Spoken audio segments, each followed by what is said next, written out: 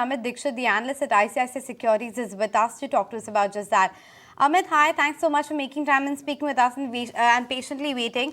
Tell us what's happening in this space. Is it just a very transient, short-term move, or there's something structurally as well which is getting better for the sector? Yeah, see, so for the sector as such, we have been quite positive on it for a while, and the reason being that we believe that coking coal prices have bottomed out, and now we would see the steel price hikes kicking in. What has happened in the last month, though, that the longs players have increased their prices significantly. So if you look at the secondary rebar sector, that those prices have gone up by almost 4,000 rupees a ton when I compare it with July 31st level. And that should flow in primary rebars as well. Now, as far as HRC is concerned, for last 8 or 9 weeks, HRC prices have remained very resilient, regardless of whatever is happening in China.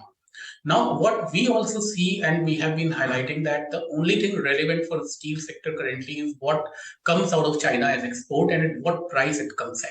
And we have found that prices from China, the export prices from China, have ranged between $500 to $700, and currently they are at 550. So there is a cushion of safety, I would say.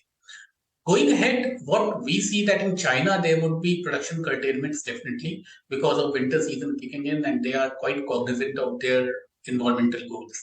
So that is what will actually help in maintaining the supply demand balance. As far as India is concerned, we have always seen that the second half of year is better than the first half. And now, with the fact that we would see spreads going up, we would see profitability going up, sales volume going up. So I think the worst possible thing for the steel companies was there in the first quarter of this year, or maybe Q4 FY23, and that looks to be over as of now.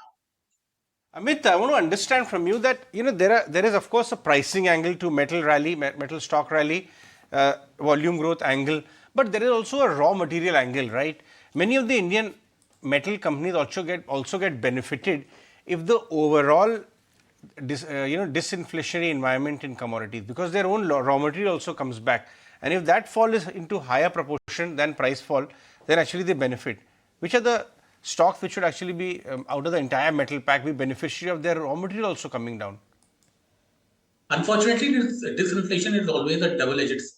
What happens that your prices, your finished product prices also come off. So if since these prices are so globally linked that if iron ore prices come off, coking coal prices come off, your external or export prices also come off, and that from a point of view of import parity will have an impact on the domestic steel prices as well.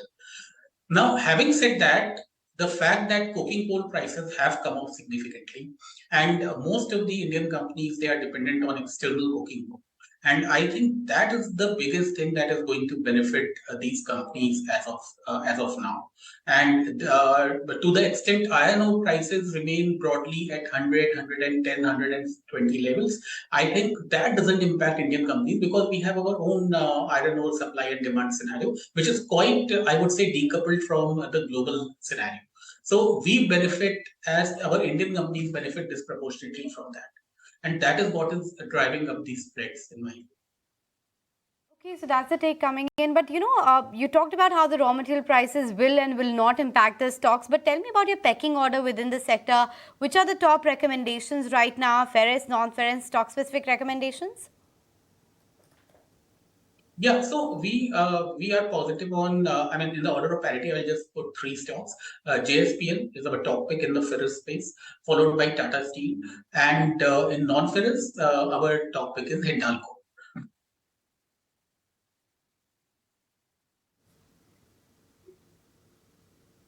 I think there is a bit of a glitch and we can't hear Amit clearly right now. But nonetheless, let's take a look at the stock prices of some of these metal counters while we try and fix that and get that audio going. Though, Amit, I was asking you the question, you talked about your top recommendations within the pack, but going forward, what are the monitorables that you're watching out for? Because there's a lot of capacity expansion as well. Is that something that is monitorable as well for you? For me, in fact, capacity expansion by Indian players, I suppose, that is the question is. Now, if in India, if you look, even by conservative estimate, we are a growing economy at the end of the day. We are going to add some 6 to 7 million tons of, additional consumption will come every year. Now, if you look at these capacities, really these will be in full flow by FY26. And when you talk about FY26, FY24, 25, and 26, you need 21 million tons of steel additional. Now, if these capacities don't come up, I mean, you will end up importing that steel, such as the consumption growth in India. So these capacities are the necessity of the day. At the same time, just look at the other fact that with these capacities coming through, with the aspirations some of the bigger steel players like Tata Steel and JSW Steel are having, we are very soon going to have, companies of the same scale as Nippon Steel, JFE Steel, etc. in India. And given the fact that India is a considerable importer of coking coal, our clout in the coking coal market will also increase. And that should help the company somewhere to hedge their costs. The question is also if they're entering into this entire capex cycle and the fact that we were talking about deleveraging and the return ratios getting better, does that cycle take a bit of a U-turn then? No, I mean, for the first time, at least, I'm seeing in my last 20 years of career in metal space that companies are adding capacities, but without any additional debt. So the debt that you see on the books will remain like that, while EBITDA will go up. So you will see in terms of net debt to EBITDA, that will turn sweeter as we go. In fact, JSPL, if you see, that is, mostly there is no net debt on the books. I mean, considering what it was earlier. So it is mostly totally deleveraged with net debt to EBITDA at 0.08 or something. Tata Steel, JSW, we would see this net debt to EBITDA coming off significantly as EBITDA expands. Because currently the internal cash generation is enough to fund this growth capex essentially. Because most of this growth capex is coming via brownfield route that doesn't need expensive land acquisition.